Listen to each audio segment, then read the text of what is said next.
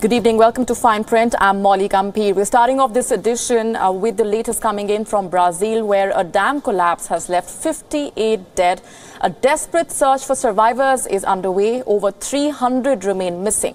While there are growing fears of another dam breach, the mining company is under scrutiny. This is its second dam disaster in the country in less than 4 years.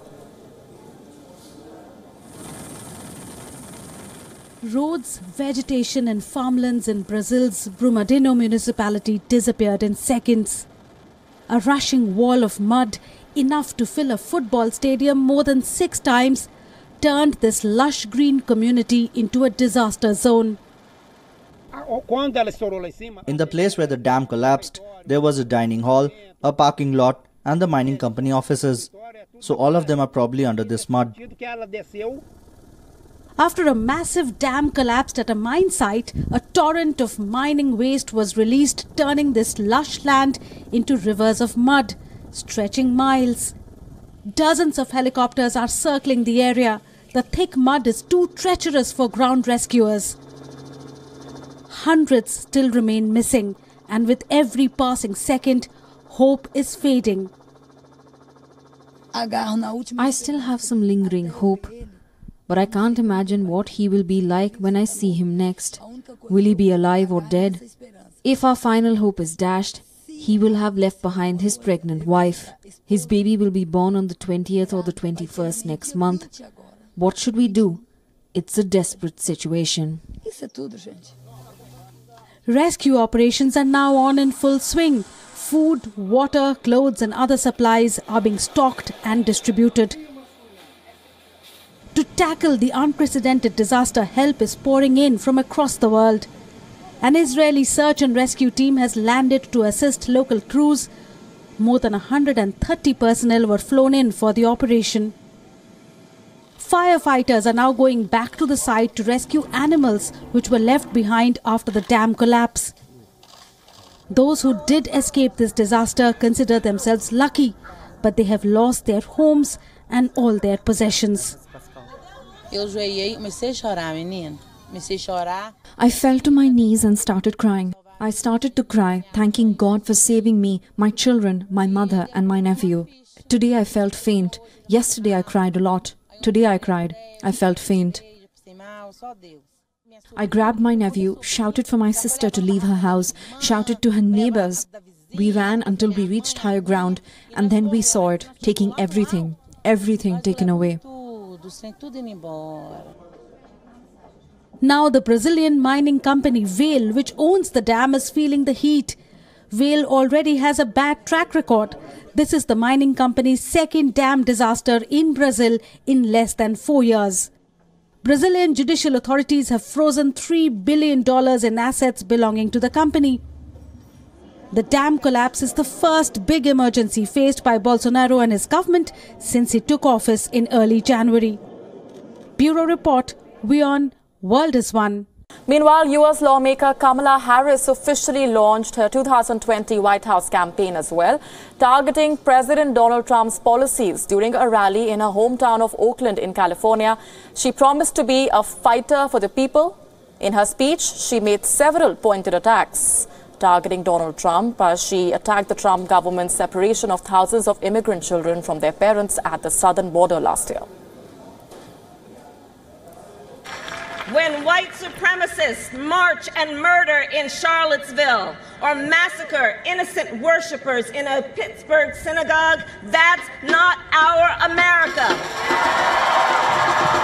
When we have children in cages crying for their mothers and fathers, don't you dare call that border security. That's a human rights abuse.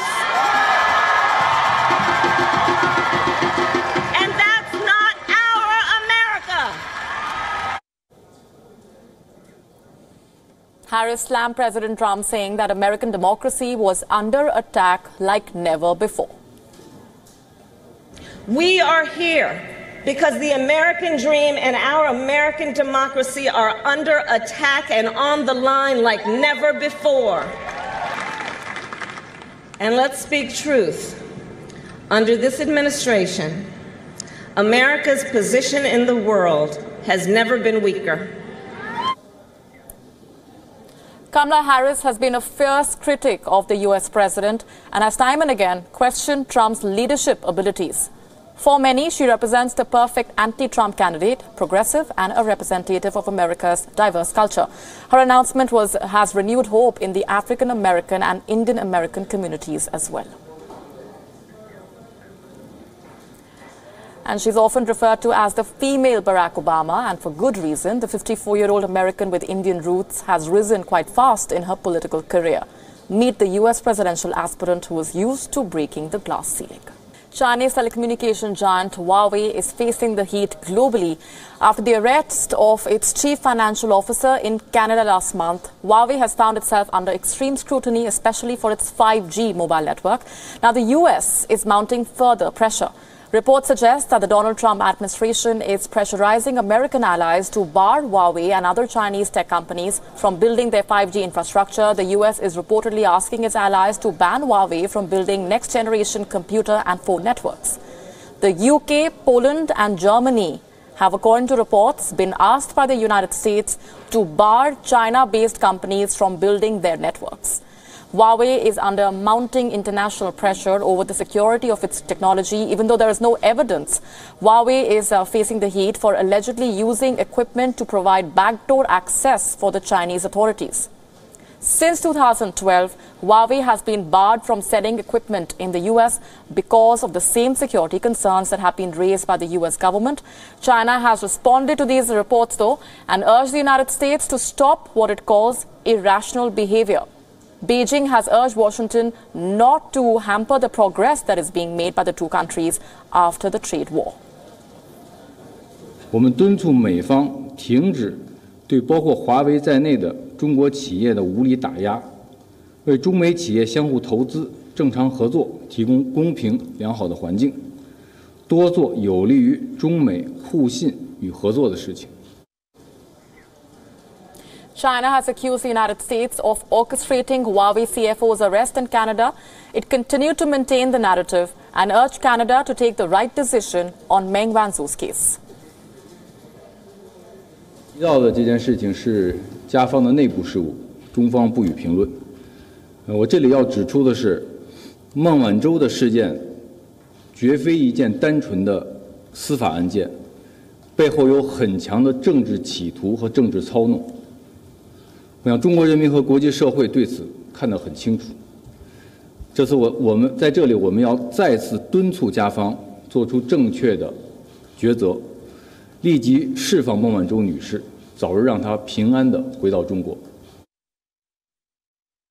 Clear that it's a little bit of both, and to answer exactly why, you have to understand the capacity of 5G and the importance of it, and controlling 5G networks really means having control of an entire ecosystem. It's been described by one analyst at least as being almost as important as electricity, and the fears are in the US that if China dominates 5G networks, then it will have control of an entire ecosystem, an entire nervous system. And as we know, that is going to be critical in an age where it will have control of all data transfer and transfer of information. And we know already that Donald Trump has made it clear that he sees it as being a little bit of both, and the two are very closely tied together. So on one hand, he wants to balance trade and dominate, or for the US at least, leads the world economically. But this is also, in his view, about putting a check on China's military power. And this isn't lost on China either. Only about a week ago, we learned from reports that China, for the first time, has its land power, its army, effectively, is no longer more than half the size of its overall security forces, and so that its cyber security plays a much more prominent part of its national defences than ever before. The question is whether or not what the US is doing is right and fair.